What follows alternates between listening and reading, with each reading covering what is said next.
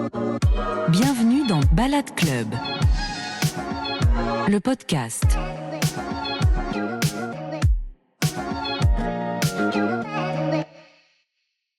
Hello, c'est Wesley, bienvenue dans le Balade Club podcast, le podcast qui parle de Future of Work. Et aujourd'hui, je suis avec Fabrice, juste en face de moi. Hello Fabrice. Hello Wesley. Comment vas-tu aujourd'hui ? Ça va, très bien.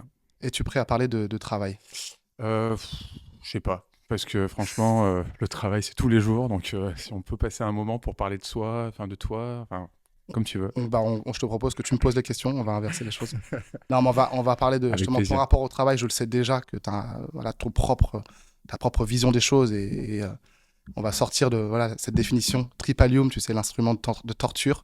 Le travail, c'est Exactement. tellement plus que ça, tellement d'autres choses. Et la première question que j'ai envie de te poser, Fabrice, c'est quelle est ton activité, quel est ton métier aujourd'hui ?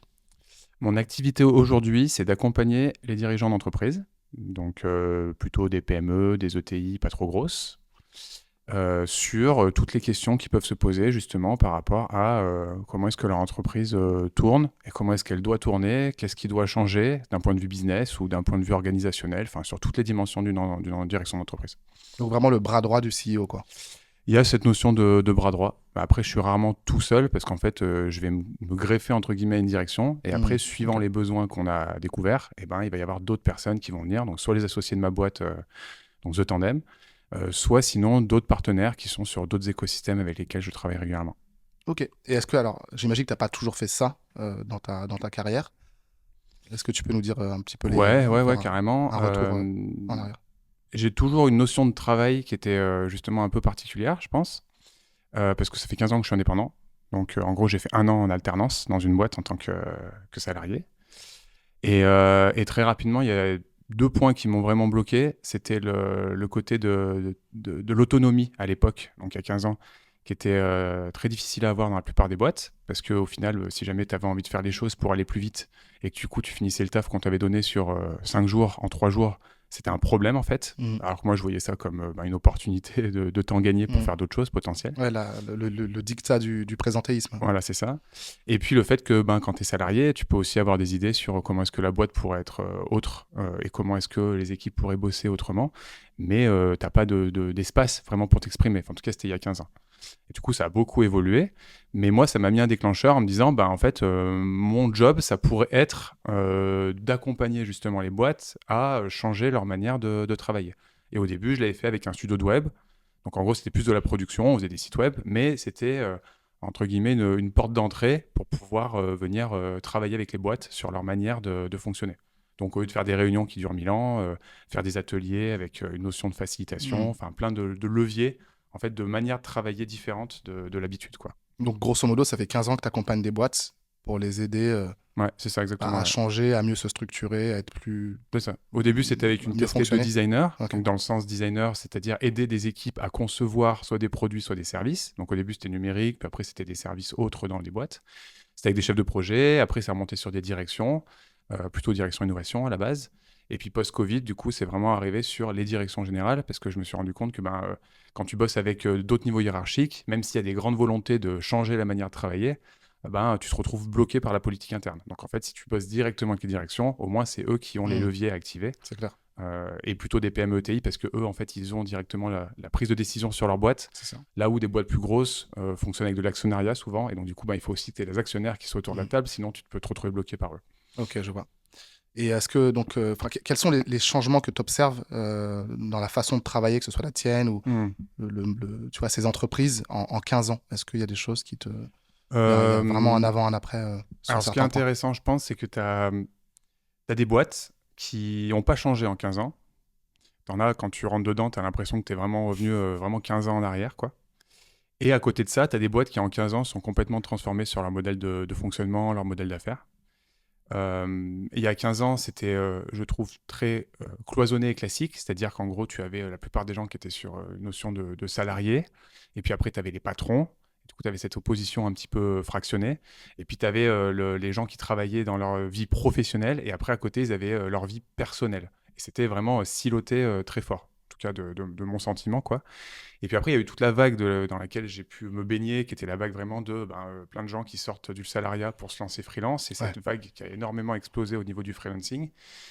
Et là, tu commences à voir en fait une porosité différente entre ta vie pro et ta vie perso, parce que les gens se disent, ben, quitte à être moi le patron de ma propre activité, je vais essayer de faire en sorte que ce que je fasse ait du sens, pas juste parce que j'ai des compétences que j'ai récupérées en sortie d'études ou par mes expériences passées, mais aussi parce qu'en fait, j'ai besoin que ça me nourrisse en fait au quotidien. Bien C'est sûr, à ces réflexions-là qu'on commençait à vraiment rentrer dans le jeu. Et forcément, ça a impacté aussi les salariés dans les entreprises parce que ben, quand tu vois des gens, alors au début, moi je me rappelle au tout début quand j'avais dit à ma mère ou des amis que du coup j'étais en mode indépendant, c'était vraiment qu'est-ce que tu fais quoi? Tu vois, genre, bah, c'est bizarre de Mm. lancer ton propre truc, trouve plutôt un job et puis après tu verras, tu vois. Alors que maintenant, tu peux avoir des jeunes de 16 ou 17 ans, ça leur pose aucun problème de se projeter en se disant bah ouais, en fait, je vais monter un business de mon truc, quoi. Alors, voilà, c'est devenir influenceur sur TikTok ou j'en sais rien, tu vois. C'est clair. Ou Les mœurs ont youtubeur, ou... énormément changé par rapport à Voilà. ça. Et puis surtout, toi, si tu t'es lancé il y a 15 ans, c'était à peu près, j'imagine, 2009-2010. Mm. Et si tu as créé ton statut d'auto-entrepreneur à ce moment-là, enfin peut-être au début, tu as Ouais. commencé comme ça, c'était voilà, les balbutiements. Je crois que le statut existe depuis 2009 en France, hein. Ouais, c'est un truc comme ça. Donc tu es Mm. vraiment dans les pionniers. Ouais, c'est ça. Bah, je pense qu'en fait, Donc c'était tu aussi... étais d'autant plus incompris, j'imagine, au début, quoi. Ouais, c'est ça. Mais en fait, il y avait cette aide-là, vraiment, quoi. C'était le truc de se dire, bah, en fait, plutôt que de monter une boîte, tu montes Mm. cette auto-entreprise, comme on Ouais. appelait ça. Et du coup, ben, si jamais tu gagnes zéro, tu payes zéro. Mm. Du coup, ben, voilà, le niveau de risque était assez bas. Donc, du coup, tu dis, vas-y, je tente, quoi. Et puis maintenant, ben, du coup, ça s'est complètement démocratisé. Et donc, du coup, on arrive vraiment sur une manière de travailler qui est en fait une manière de vivre. En fait, c'est Ouais. ça, c'est le travail qui s'intègre dans ma vie Mm. plutôt que ma vie qui doit rentrer Mm. dans le travail, quoi. Ça inverse un peu la tendance, je trouve. Donc c'est une discussion autour de la vie plutôt qu'autour du travail, finalement, qu'on est en train d'avoir. Bah, je pense qu'on va beaucoup plus parler C'est ça. de la vie que du Yes. travail. Ouais. Yes, yes. Est-ce que tu as un fun fact à partager sur ta carrière? Est-ce que, je sais pas, un truc, ou je Fun sais pas, un fact. truc particulier qui s'est passé, qui t'a marqué? Un truc qui m'a marqué, j'ai bossé avec plein de tailles de boîtes différentes. Vraiment des startups toutes petites, des indépendants, et puis après avec des grands groupes qui bossaient à l'international. Et un truc qui m'a fasciné, c'est qu'en fait, quelle que soit la taille de l'entreprise, quel que soit le niveau hiérarchique dans lequel tu peux être, les humains, en réalité, sont pas forcément plus intelligents, tu vois. Ce qui compte, c'est juste de rentrer dans un cercle, à un Mm. endroit particulier. Tu peux être dans un top management COMEX d'un grand groupe, ou tu peux être dans un groupe d'entrepreneurs qui bossent sur son Tu veux territoire dire les uns sont pas comme un forcément plus malade. intelligents que les autres? Voilà, c'est ça. D'accord. C'est juste en fait des endroits différents Mm. et avec des problématiques différentes, avec des cogites et du travail qui va être différent. Mais vraiment, les humains, tu vois, il n'y a pas y a pas de différence intrinsèque. Mm. Et je dis ça parce que, c'est pour ça que je le pose là, parce que souvent, quand tu as des personnes qui sont indépendantes ou qui ont été salariées pendant 30 ans de leur vie ou quoi que ce soit dans des petites boîtes, ils s'imaginent que du coup, ben, c'est des fous, tu vois, des gens surhumains, tu vois, qui sont Mm. sur ces boards ou quoi que ce soit. Et à l'inverse, des fois, les personnes qui sont dans des boards de grands groupes ont un ego qui est très très lourd et donc du coup, ils vont pouvoir dénigrer plus bas, quoi. Et je pense que c'est important de positionner ça. C'est pas parce que tu es à des niveaux différents de complexité d'organisation dans lesquels tu travailles que du coup, les humains sont intrinsèquement plus forts ou supérieurs à d'autres, quoi. Et ça, c'est ce qui m'a marqué et c'est ce qui permet aussi, je pense, de se détendre après derrière dans la notion de travail. C'est de plutôt se dire, bah, en fait, c'est quoi que j'ai envie de traiter comme sujet, c'est à quoi que j'ai envie de réfléchir, c'est à quoi que j'ai envie de participer. Et dans tous les cas, je suis capable de pouvoir faire partie de ça, quoi. Ouais, tu as l'air très adaptable. Je te connaissais déjà un Mm. petit peu avant. Tu fais notamment du design thinking aussi. Ouais, c'est Il y ça, a vraiment ce exactement. truc de Mm. j'arrive quelque part, il y a une problématique et je vais la résoudre, peu importe les moyens. Ce truc aussi de, tu vois, de pas être dans un dogme, il faut absolument faire comme ci ou comme ça. Mm. Et voilà, composer avec les outils à disposition. Et le Bah, premier c'est outil, ouais, c'est c'est ça. le cerveau humain, quoi. Voilà, et le corps aussi, Et l'intelligence essayer collective, bien sûr, ouais, ouais, de l'activer le plus possible, ouais, parce que c'est ça qui permet ouais, d'activer aussi le reste. ouais. Donc on est plutôt sur un serious fact qu'un fun fact, mais très Ouais, bah intéressant. ouais, désolé Non, mais sur le sérieux. c'est très cool, c'est comme Mais c'est parce que réflexion. toi, je me dis dans un podcast comme Mm. ça, c'est intéressant de pouvoir dire bah, à n'importe qui que bah, en fait, tu peux très clairement réussir à faire les trucs qui te paraissent des fois un peu fous au départ, mais Mm. parce que tu nivelles en fait les gens entre eux Ouais, ou les entreprises entre elles, mais en fait, le travail, c'est un effort que tu vas fournir. Et il faut que ça soit un effort qui te fasse kiffer. bien Et sûr. si tu t'imagines que tu peux kiffer à cet endroit-là, plutôt que de s'auto-limiter, de se dire, vas-y, Mm. tu peux y aller, quoi. Et en parlant de kiff, Fabrice, Ouais. qu'est-ce que tu préfères dans ton activité aujourd'hui? Ce que je préfère dans mon activité, c'est le côté caméléon du truc. C'est-à-dire, je sais pas si tu regardais cette série quand tu étais plus jeune, De la série Caméléon? Le Caméléon. De nom, ça me dit quelque chose. Ouais. Ouais, c'est... Moi, j'étais fan de Ouais. cette série. C'était le samedi soir, c'était la trilogie du samedi soir. Ok. Et, et du coup, à chaque fois, donc il s'appelait Jarod, si je me trompe pas. Et en gros, chaque épisode, il rentrait dans un monde, genre il était médecin, il était machin, nanana. Et en fait, il avait la capacité de vraiment devenir cette personne-là. D'accord. Et il se fondait dans le truc, quoi, tu vois. Et je trouvais ça fascinant parce qu'en fait, il rentrait dans plein de mondes différents et puis il devenait complètement quelqu'un dans ce monde-là, quoi. Comme un Et caméléon. ouais, voilà, c'est ça, il se fondait au truc. Et du coup, le fait de bosser dans plein de boîtes différentes, dans plein d'écosystèmes différents, ça me permet de rencontrer plein d'humains qui ont rien à voir. Et derrière, dans mon cerveau, je suis très très curieux et j'ai besoin de nourrir cette curiosité. Et ben du coup, je vais pouvoir découvrir quelque chose qui se passe dans l'industrie. Et après, je vais bosser avec une startup qui est dans la tech. Et du coup, je vais découvrir encore d'autres types d'humains et d'autres types de mondes. Et en fait, ça me donne l'impression que je suis en train d'explorer un petit peu la vie, en même temps que je suis avec des humains avec lesquels je peux me rendre utile par rapport à la problématique ou aux besoins qu'ils ont du moment, quoi. Ok, donc c'est cette notion de transversalité, de pouvoir Ouais, bosser ouais, avec des acteurs c'est différents ça. et d'être, de jamais faire exactement la même chose, quoi. Même si, grosso modo, tu as peut-être des entreprises à se Ouais. développer, mais tu Bah, changes tout le temps, tu es sur un autre sujet. souvent Des fois, tu es d'univers. sur un sujet Ouais. de supply chain dans une boîte, des Mm. fois, tu es sur un sujet de gouvernance ou de gestion des équipes dans une autre. Et puis, tu es dans une startup, dans leur espace de travail. À côté de ça, tu vas bosser avec une autre boîte qui est une ONG Mm. qui est dans un autre pays. Enfin, tu vois, c'est ultra vivant, quoi. Et je trouve que c'est très nourrissant. J'imagine. Mm. J'imagine. Côté déplacement, comment ça se passe? Parce que tu bosses avec des entreprises à différents endroits, Mm. y compris à l'international. Ça ressemble à quoi une semaine type de Fabrice en termes de mobilité, de lieu de travail? Il y a 80% de job qui va se faire la tête dans l'ordinateur à distance. Ok. Et donc mon corps, lui, va avoir tendance à venir dans les espaces de balade. Plutôt le balade qui est au terreau et de temps en temps dans celui qu'on est là aujourd'hui à Vauban. Ouais, quand il y a une interview, forcément, C'est tu viens. ça. Après, il y a des déplacements un peu à Paris en Ok. train. Et sinon, ouais, quand c'est... Alors en ce moment, il y a pas de boîte là tout de suite qui bosse niveau Europe. Là, je suis plutôt France, Suisse et un peu Belgique. Donc il n'y a pas spécialement besoin de faire des gros déplacements vénères. Donc du coup, ça c'est cool aussi. Et du coup, en termes d'équilibre vie pro, vie perso, est-ce que c'est un sujet pour toi? Est-ce que tu vois, t'arrives à Euh, couper quand même? Oui, oui. Ça, c'est un truc que j'ai mis en place depuis je pense, plus de 10 ans. De se dire, bah, justement, je parlais de la porosité qu'il y avait entre vie pro, vie perso. Quand tu commences à vraiment bosser pour toi et que du coup, c'est toi qui te gères, c'est ta vie, Hmm. c'est ton temps. Et en fait, du coup, si tu commences à te dire, bah, je vais flécher tout mon temps sur des activités qui doivent être rentables, tu peux te perdre complètement dans ce sujet-là, quoi. Et surtout, si en plus de ça, tu as une bonne casquette commerciale, ben, tu vas certainement y arriver. Et en fin Mhm. de compte, ben, tu vas partir dans un espèce d'entrepreneuriat un peu De frénétique, toujours plus? de toujours plus, qui en plus de ça est très valorisé encore dans la culture du travail et de l'entrepreneuriat. Donc en gros, tu peux aller jusqu'à te cramer, quoi, Hmm. clairement. Et en fait, moi, j'ai pas fait ce choix-là. Alors aussi, peut-être parce que j'ai jamais non plus été un grand commercial. Donc j'ai toujours réussi à avoir les projets qu'il fallait. Inch'Allah, ça continue. Inch'Allah. Mais j'ai jamais été voilà, sur ce truc de trop, quoi. Euh, mais du coup, j'ai préféré me dire, bah voilà, je vais prendre mon temps et je vais essayer de vraiment l'équilibrer entre ben, là où je vais mettre de l'énergie pour des projets et pour les autres et pour des sujets de développement économique. Et puis après, je vais rajouter plein de capsules dans mon calendrier qui vont être plus de l'ordre de faire des choses pour moi, faire des choses pour ma famille, faire des Hmm. choses en side project à côté et d'essayer d'équilibrer comme ça à la semaine et au mois un peu Hmm. l'organisation du temps, D'accord. quoi. D'accord. C'est vraiment la vie, quoi. Enfin, l'organisation de ma vie en général, quoi. Mais du coup, je comprends que c'est assez flexible. Du coup, enfin, c'est des journées, c'est pas le 9 to 5 Ouais. classique, quoi. En général, ça va quand Quand même même. rester Ouais. sur. C'est aussi parce que je suis papa depuis 5 ans et que donc, du coup, ben, tu te retrouves à rentrer dans un rythme de daron qui est Hmm. d'amener l'enfant à Ouais. 8h30 le Ouais, c'est clair. matin, d'aller le chercher à 17h30. Et du coup, ben, entre-temps, tu te dis, ben, là, je vais avoir des rendez-vous, je vais essayer de caler des temps de travail et puis je vais essayer de caler aussi des temps de sport, trucs comme ça. Et après, le soir, ben, ça va être famille, maison, tout ça. Mais avant d'être daron, c'était beaucoup plus euh, aléatoire.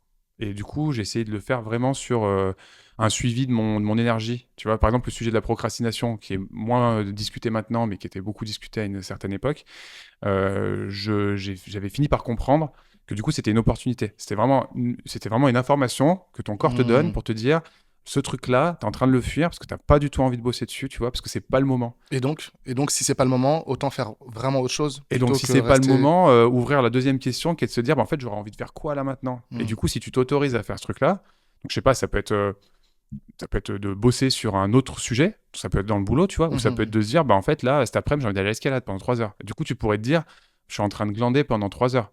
Sauf que si tu fais ça à ce moment-là, eh ben, très souvent, tu te rends compte que tu as gagné de l'énergie et qu'en fait, des fois, Ça, tu vas ça rentrer va à te 18 heures débloquer. chez toi Ouais. et la gestion du projet que tu devais faire ou les réponses aux mails que tu devais faire, que tu procrastinais, bah, tu vas aller tomber, pas en 2 heures comme tu avais prévu, tu vas aller tomber en 1 heure. Et au final, du coup, tu auras gagné 1 heure, tu vois. Et en fait, à répétition, c'est un peu comme un mécanisme qui s'accepte, tu vois, et qui se vit, et ben tu finis par être beaucoup plus connecté à ça, et du Mm. coup, ça devient cool, quoi. J'aime beaucoup le côté organique dans ton approche et effectivement de valoriser davantage l'énergie par rapport au temps. On entend énormément parler de ouais, la gestion du temps, il y a que le Mm. temps, il y a que ça de vrai quasiment, alors que moi, je suis plutôt dans l'équipe effectivement énergie. Si quelqu'un qui gère bien ses niveaux d'énergie tout au long de la journée ou de la semaine, en général, il a même pas de souci à se faire à propos du temps parce qu'on n'aura jamais le temps de tout faire. Donc, Ouais, exactement, ouais. c'est aussi ça, effectivement. Et puis, ben, moi, ça me fait penser à la notion de choix, tout simplement, de se dire, OK, là, je fais le choix conscient d'aller à l'escalade plutôt que de bosser sur ce projet. Et forcément, bah, c'est 3 heures que je vais allouer à l'escalade. Mm. Mais ça va booster mon énergie. Je vais me sentir plus en joie aussi, parce qu'il y a ça aussi, hein, une belle vie. Je pense que c'est une somme de belles journées. Et forcément, on a envie de kiffer son quotidien. Mais c'est pas évident, hein, parce que, tu vois, quand en plus on est à son compte, on est un peu... On a moins, moi je le ressens, hein, tu vois, ces objectifs qui sont extrinsèques, qui arrivent de son patron, par exemple, ou de ses collègues. Alors, je sais pas que, tu vois, on est toujours Mm. relié à des personnes, que ce soit ses clients, ses Ouais. partenaires et tout, mais vraiment être in touch avec ses variations d'humeur, son niveau d'énergie, c'est tellement important, quoi. C'est tellement important. Je suis complètement d'accord avec toi. Et challengeant. Ouais, ouais, ouais. Parce que mine de rien, comme tu disais, faut de la joie. Mm.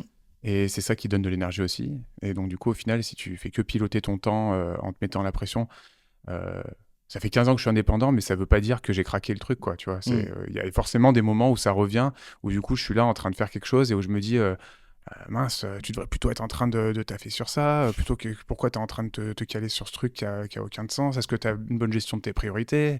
Est-ce que du coup, tu as relancé telle personne et tout? Enfin, tu vois, tu as toujours des petites voix qui reviennent dans ta tête Petites injonctions, ouais. parce que mine de rien, bah, ces injonctions, c'est un mécanisme qui est naturel, quoi. Vu Mhm. qu'il n'y a pas quelqu'un qui te manage, il faut que tu te manages toi. Et ouais. Donc ça vient. Après, c'est plus, comme tu dis, euh, d'apprendre à écouter ces trucs-là et se dire, bah, il y a cette information-là, mais il y a aussi l'information qui me dit que j'ai pas envie, l'information qui me dit Mhm. que j'ai pas l'énergie, l'information qui me dit que... Et puis de tout ce panel-là, fermer les yeux 5 secondes, des fois, ça arrive, tu vois, quand tu surcharges, tu vois, je le fais de temps en temps, et de se dire, bah, c'est quoi qui vaut le coup d'être le plus écouté, en fait, Ouais. qui va être le plus bénéfique pour moi et qui va pas mettre non plus dans des difficultés les autres, quoi. Parce qu'il s'agit pas de se dire, bah, oui, en fait, j'ai pas envie de bosser sur ce projet, donc je Ouais. vais appeler mon client, je vais lui dire, bah, tu l'auras une semaine plus tard, tu vois.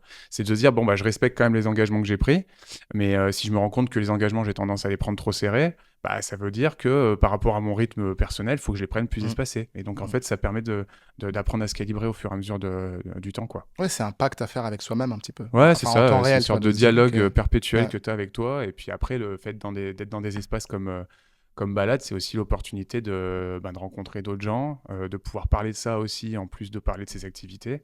Et puis, il y a une forme d'entraide qui peut se créer aussi entre travailleurs, quoi. très intéressant. J'avais encore jamais parlé de ça comme ça dans ce podcast. On en est à quelques épisodes déjà enregistrés. Tu parlais des side projects juste avant. Est-ce qu'il y en a un ou deux que tu aimerais partager avec nous qui te donnent de l'énergie Mhm. en parallèle de ton activité principale?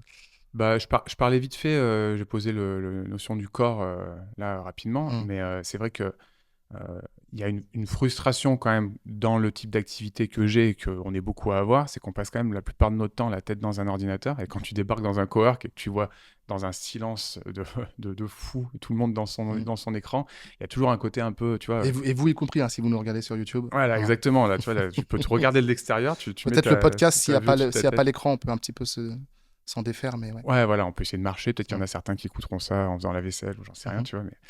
Mais dans l'idée, c'est ça. Il y a le corps, en fait, qui est complètement laissé de côté. Et donc, du coup, ce qui me donne de l'énergie, ce qui me fait du bien, c'est d'essayer de faire régulièrement du yoga, qui est devenu une pratique plutôt régulière, on va dire. C'est une vraie routine tous les 2 jours au moins.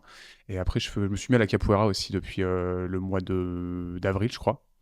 Et du coup, c'est génial parce que tu es entre la danse, entre la lutte. Enfin, c'est une exploration aussi du mouvement qui est Ça très vient du cool. Brésil, hein, c'est ça? Exactement, c'est ça. Et puis à côté, je fais de la musique aussi, musique électronique. Ok. Bah, Donc, ça me fait un programme. Moi aussi, je compose de la voilà, musique. c'est Donc, ça. Et je compose pas souvent, c'est plus Ok. du mix. Ok. Voilà, depuis un paquet de temps. Et donc, on a un petit collectif avec lequel régulièrement on fait des soirées. Très Et cool. puis voilà, toi, il y a le côté artistique de la musique, le côté physique avec le mouvement qui vient équilibrer aussi avec le côté famille, tu vois. Mais voilà, c'est un peu ça les side projects. Et après, je fais de la recherche aussi sur d'autres sujets, mais ça, Ok. c'est pour venir nourrir aussi l'activité Ok. d'accompagnement Mais des c'est boîtes. pas des choses que tu cherches à rentabiliser, en tout cas, d'un point de vue financier. C'est pas de la rentabilité directe en tout cas. Ouais. Ouais. Pour la partie recherche, c'est plus pour venir augmenter ma capacité d'accompagnement et me connecter à des gens qui sont complémentaires à moi. Parce que je pense que, mine de rien, dans le monde du travail d'aujourd'hui, là où tu peux être plus efficace et où du coup tu peux aussi venir gagner du temps et de l'énergie, c'est en étant connecté avec une belle diversité de gens qui sont complémentaires à ton activité. Et au début, quand tu te connectes, c'est pas forcément directement pour bosser sur du projet qui va être rémunéré. Ça va être des fois juste des réflexions, des partages, des échanges, et donc de la recherche. Et moi, je fais pas mal de recherches sur pas mal de sujets là-dessus, quoi. Notamment le sujet du futur du travail. Ok. Et alors, ça vient d'où cette appétence pour la recherche? Parce que tu n'as pas fait un doctorat, il me semble pas. Non, j'ai jamais fait de la recherche formelle. C'est plus de la recherche, on peut appeler ça de la recherche action. En gros, c'est tu fais du taf, tu es en interaction avec des gens et tu vas essayer de documenter en fait ce qui se passe. Ok. Et de cette documentation-là, tu vas essayer d'en tirer des apprentissages. Et puis après, tu vas croiser ça avec des apprentissages d'autres qui font comme toi. Et tu vas essayer de normaliser des apprentissages. Donc là, de limite, tu pourrais être sur un état où tu pourrais commencer à écrire un papier de recherche. Mais il faudrait être connecté avec un organisme de recherche pour le publier, tu vois. Là, l'idée, c'est pas de publier, c'est pas de rentrer dans une démarche de recherche profonde. C'est plus de dire, en fait, on apprend et ces apprentissages vont être utiles ensuite pour les activités. Et du coup, plus on est connecté à faire ça, plus ça vient enrichir notre manière de travailler. Il y a des choses donc, que tu as théorisées ensuite, que tu as pu réutiliser dans ton quotidien auprès des dirigeants, par exemple? Ouais, j'ai fait pas mal de recherches et d'explorations sur la notion de communauté. Donc, comment est-ce qu'une communauté se structure, comment est-ce qu'elle fonctionne, comment est-ce qu'elle s'anime, comment est-ce qu'elle s'initie aussi, comment est-ce que aussi elle se ferme, parce que des fois, il faut savoir arrêter ça. Je l'ai fait dans différents types de structures, que ce soit communauté ouverte, type animation de designers sur un territoire, comme ça c'est fait à Lyon. On s'était rencontrés sur une rencontre comme ça d'ailleurs. Des communautés plus dans le contexte associatif. Et puis après, derrière, tu as aussi la notion de une entreprise, au final, c'est des humains qui sont ensemble, c'est une communauté. Et donc, du coup, tu peux en tirer des apprentissages plutôt que de réfléchir sur une structure classique, hiérarchique, avec du management et puis des injonctions de travail. Tu peux plutôt te dire c'est une communauté avec des gens qui sont plus ou moins motivés par rapport à certaines activités, certains rôles. Et donc, tu peux avoir plus une notion de je vais animer ma communauté plutôt que je vais manager des équipes. Et en fait, tu vois, tu changes un peu les paradigmes comme ça. Donc voilà, cette recherche communautaire, ça vient enrichir aussi un travail avec les boîtes. Trop bien. Voilà.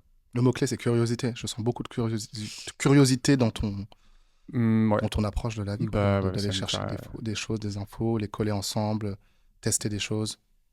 En tout cas, c'est ce qui me met le plus en joie de nourrir cette curiosité et d'explorer des tonnes de sujets différents. Yes, ça se sent. Parlons un petit peu de prospective maintenant, futur du travail. Déjà, toi, dans ton activité, est-ce qu'il y a des changements que tu entrevois? Tu vois, ton métier, est-ce que tu penses qu'on pratiquera de la même manière dans 5 ans, dans 10 ans? Ou tu penses qu'on va tous être remplacés par l'IA? Direct sur l'IA. On va rester sur la question ouverte. Non. Déjà, ce qui est en train de se passer, c'est qu'il y a en effet une flip sur l'IA, vu que tu poses le sujet. Tu as une flip là-dessus. Moi, j'aime bien une vision, je ne me rappelle pas le nom, j'ai pas les sources, c'est dommage, mais je pourrais te les filer, d'un gars qui disait qu'il y a potentiellement 80% des jobs qui vont être remplacés par l'IA. 85%, c'était ça, je crois. Mais ce qui est intéressant, c'est qu'il reste 20%. Et qu'en fait, ces 20%-là, l'IA peut venir en fait les renforcer et en gros les rendre encore plus puissants. Tu vois ce que je veux dire? Typiquement, moi j'accompagne les directions d'entreprise. Je capte énormément de data quand je fais par exemple de l'exploration sur le terrain, questionner les équipes, les interviews, enfin ça fait beaucoup de data. Toute cette data-là, ensuite il faut l'analyser, il faut la croiser, il faut en faire des synthèses, tu vois, toutes ces choses-là, ça peut prendre très longtemps et ça peut être très complexe et énergivore. Là, du coup, le fait de le faire en tandem avec de l'intelligence artificielle, vu qu'on arrive à un stade là où c'est quand même vraiment bien calibré pour faire des choses propres, bah, ça permet de gagner ce temps, d'économiser cette énergie et de l'orienter ailleurs. Parce qu'en fin de compte, ma capacité de rationaliser de l'information, de l'organiser, de la structurer et de la ressortir juste d'un point de vue tu vois, informatif, bien lisible, Ouais. l'intelligence artificielle est meilleure que moi pour le Elle faire. le fait plus vite et mieux, Voilà. effectivement. Donc autant profiter de l'intelligence artificielle pour ça. Et ensuite, après, par contre, quand il y a le moment où tu discutes de cette information, où tu dois prendre des décisions, où tu dois faire en sorte que des humains ils sachent s'écouter, ils sachent être ensemble, bah là, c'est vraiment purement ce que l'humain fait. Donc si moi j'ai gardé mon énergie pour pouvoir être au top sur ça, bah du coup je fais mieux mon travail et je suis plus efficace. Et si les autres humains autour de la table c'est pareil, au lieu d'être cramés parce qu'ils ont passé toute leur journée à traiter des mails, à traiter des documents, à clarifier des comptes rendus pour pouvoir en sortir des trucs, enfin bref, ce qui les fatigue la plupart du temps, bah du coup ils peuvent être vraiment présents sur ce temps où on a besoin de cette humanité-là, quoi, tu vois. Ok. Pareil pour la notion de poésie, enfin tu vois, il y a tout un pan de ce qu'on est en tant qu'humain qui ne sera pas remplacé. Et du coup, je trouve que c'est intéressant de s'intéresser à ça en particulier.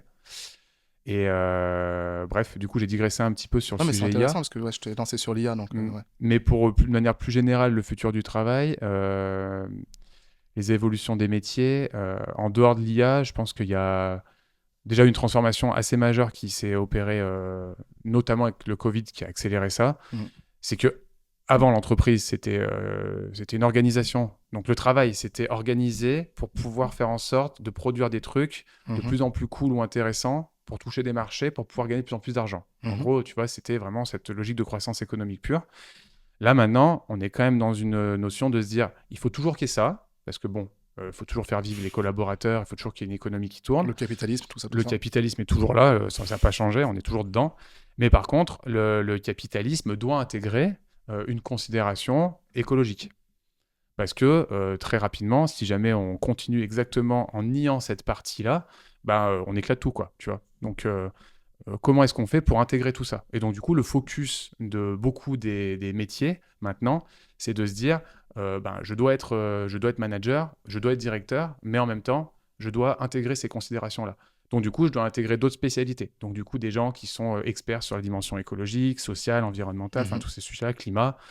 Et donc, je dois aussi sensibiliser des équipes. Donc, il y a des gens qui sont encore plus opérationnels, qui vont faire, par exemple, des fresques pour te faire découvrir justement les limites planétaires ou comment ça fonctionne, les différentes dimensions du climat.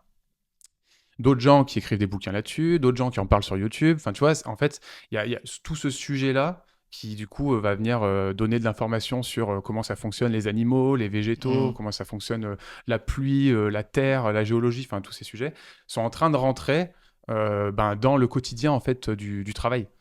C'est plus juste je fais mon taf et puis je suis full focus, c'est aussi quel est le sens qu'il y a dans mon travail, quel est l'impact que mon travail a sur mon entreprise et puis derrière sur les autres entreprises et sur la planète.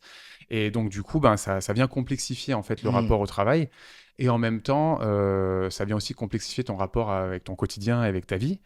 Et c'est intéressant aussi de voir comment les gens réagissent par rapport à ça, où du coup, tu en as certains qui vont plutôt choisir de se fermer à ça, parce que ça apporte trop d'informations, trop de complexité, donc ils vont rester sur des choses qui vont être très focus. Tu en as d'autres qui vont s'ouvrir pleinement à ça et qui vont partir dans des métiers qu'ils n'auraient jamais imaginé à l'origine, et du coup, c'est assez passionnant, quoi. C'est passionnant ce que tu racontes en tout cas. Mais ouais, plein de changements à venir. Et effectivement, il y a cette idée d'intégration, en fait, d'avoir une approche plus globale, effectivement. Ouais, je crois que tu as employé le mot silo un peu plus tôt dans notre interaction, mais ce truc de se dire, OK, quelles sont les implications de mon métier, comment je connecte ça. Enfin, on tend globalement vers ça, tu vois, pour le meilleur et pour le pire, mais tu vois, le fait à la fois, il y a ce truc on est très spécialisé, tu vois, et de plus qu'avant, mais en même temps, maintenant, on est dans un monde ultra globalisé, donc forcément, on prend conscience tu vois, je veux dire, même, là, je vais pas trop digresser, mais tu vois, même les jeunes aujourd'hui qui ont TikTok, où c'était déjà pas notre cas pour notre génération, qui avons 35 ans à peu près aujourd'hui, mais voilà, ils savent ce qui se passe à l'autre bout du monde, au bout de leurs doigts, tu vois, alors que nous, on était beaucoup plus fermés à ces choses-là. Donc ouais, c'est le monde, ça fait un peu peur, hein, ça change très très vite. Et je pense qu'ils le sentent Mais dans c'est les deux fascinant sens, aussi, tu quoi. vois. C'est là où c'est différent de nous, peut-être. C'est vrai que moi, j'avais pas Internet quand, du coup, j'avais 16 ans. Donc, tu Ouais. vois, déjà, j'étais beaucoup plus proche C'est ça. de ma vie autour, quoi. C'est ça. Mais là, du coup, c'est vrai que tu vois le monde, tu Mm. vois les autres, comment ils se comportent et qu'est-ce qui se passe. Et puis, toi aussi, dans ta tête, tu as toujours se dire, je peux avoir un impact, en fait, C'est sur ça, le monde, parce c'est ça. que si je deviens influenceur TikTok, ben, du coup, il va se passer des trucs, quoi, tu vois. Et après, du coup, qu'est-ce que je raconte en tant qu'influenceur? Donc, t'es connecté, en fait, au monde pour le bien et pour le moins bien, quoi, tu vois. Il y a les avantages et les inconvénients de trucs comme TikTok. Mais au moins, tu sens un peu plus cette appartenance un peu globale, quoi. Et donc, du coup, dans la notion de travail, c'est différent. Et je pense que même si tu es spécialiste sur un sujet, ben, vu que tu sens cette connexion avec les autres, ça amène plein de choses qui sont ultra intéressantes. Si tu me permets un Vas-y, exemple bien quand sûr. même par rapport au contexte de balade, vu qu'on est quand même dans le podcast de balade, moi ça m'est déjà arrivé d'inviter des gens avec lesquels, des spécialistes, donc par exemple j'ai un ami qui est anthropologue, j'ai un autre ami qui est spécialisé en l'IA ou des choses comme ça, où du coup on s'est réunis dans la baraque qu'il y a dans la Drôme, pour du fun, tu vois, en mode juste on passe un week-end, on fait un barbecue et c'est cool. Mais à côté de ça, du coup, toi, t'as des spécialités qui sont en même temps experts sur leur truc, mais qui adorent découvrir comment les autres fonctionnent. Et du coup, on se retrouve à passer un week-end à rentrer aussi dans des conversations qui vont considérer ce qu'on fait au quotidien, parce que la porosité pro-perso, elle est quasiment inexistante. Et du coup, tu as des idées de l'un qui va se retrouver dans le bouquin de l'autre quand ça sort. Et puis, tu en as une qui va dire, tiens, je vais te faire monter sur tel projet. Et en fait, tu es en train de faire des démarches de mise en synergie de personnes, alors que tu es en train de te faire un apéro et un barbecue dans une maison. Et toi, pour moi, le futur du travail, c'est ça, en fait. C'est s'autoriser ça. En fait, c'est de se dire, une réunion, c'est pas forcément dans un contexte d'une entreprise, dans une salle de réunion, ou encore pire, une visio dans une box isolée en silence, tu vois. C'est aussi de se dire, il y a des gens avec lesquels j'ai envie de travailler ou avec lesquels je dois travailler, et on peut aussi se réunir dans des endroits qui sont humainement intéressants, parce qu'il y a de la nature, parce qu'il y a des banquettes, parce que on est dans un contexte détente. Et mine de rien, c'est là aussi où va se passer des échanges qui vont être ultra intéressants et où le travail est en train de se passer, en fait. C'est un travail intellectuel pour le coup, mais il y a quand même un travail qui est en train de se passer à cet endroit-là. Et c'est les prémices d'un projet futur qui va se faire peut-être dans un contexte plus professionnel, quoi. Ouais, je comprends. Ouais. Je comprends. J'allais te poser la question signature de ce podcast Balade Club, mais tu viens d'y répondre, hein. C'est quoi ton futur off-work rêvé? Et je pense que tu viens de me donner des éléments de le fait que le travail, il peut en fait, il y a de moins en moins de frontières entre le moment où tu travailles et le moment où tu kiffes en fait, et en fait les super idées peuvent germer à n'importe quel endroit, quoi. Et justement quand on s'affranchit des codes du passé, quoi. Si je peux compléter là-dessus, sur un point qui me paraît important, c'est aussi je parlais du côté la tête dans l'ordinateur tout le temps, tu vois. C'est aussi parce que on a la possibilité de travailler avec des gens qui sont à Paris, qui sont à Shanghai. Enfin, tu vois, il y a même ne serait-ce qu'à Balade, il y a des gens qui bossent avec des gens qui sont à Berlin. Enfin, ça bosse dans tous les sens. Mon idéal futur de demain, c'est de se dire, si tu es sur un territoire et que tu es entouré de gens, il y a des entreprises de partout autour, il y a des institutions, enfin il y a plein de choses à faire sur un territoire pour que le territoire aille bien et pour qu'on soit utile à ce territoire. Et donc du coup, dans le monde idéal, c'est tu travailles avec les gens qui sont autour de toi pour les choses qui sont autour de toi, ce qui fait que tu n'as plus besoin d'être dans ton ordinateur, parce qu'en fait, du coup, tu es dans des lieux un peu de partout, en physique, tu te déplaces en vélo, tu vas rencontrer telle personne, ensuite tu y vas avec lui pour un autre, pour bosser sur tel sujet avec telle épicerie ou je sais pas quoi, tu vois. Et en fait, tu bosses en local. Ça veut pas dire que tu peux ne pas bosser sur un projet qui va être à Strasbourg, Paris ou ailleurs, mais mine de rien, ça sera un choix de se dire, faut que j'aille bosser sur des projets à Strasbourg, je vais y aller pendant 2 semaines, 3 semaines, ça devient un voyage en fait, tu vois. Et donc du coup, tu commences à mélanger une notion de déplacement pour bosser sur des projets, une notion de voyage, une notion de rencontre avec des gens sur un territoire et une notion de temps long en fait que tu partages avec ces gens, qui du coup est complètement différent du côté très éphémère de se dire tiens, je vais rendre une prestation à quelqu'un de telle boîte qui est à Berlin et en fait on va se connecter en visio pendant 1 heure, je vais faire mon truc, j'envoie une facture, tu vois, c'est transactionnel, alors que le futur du travail pour moi est vraiment plus sur une notion de relationnel. Et voilà, et de physique en fait, tu vois. On en revient à la notion du corps. Exactement. J'adore les internets, qui a l'air important. L'accès à la connaissance infinie qu'il y a là-bas dedans, mais d'être en physique, je trouve que c'est beaucoup plus cool, quoi. C'est ça la vie aussi. C'est surtout ça la vie, ouais. Super Fabrice, écoute, merci beaucoup pour cette interview, ce temps et cette énergie que tu nous as accordé. Merci à vous qui nous avez regardé ou écouté. Et on se retrouve très vite dans un prochain épisode du Balade Club Podcast. Ciao, ciao. Ciao, ciao.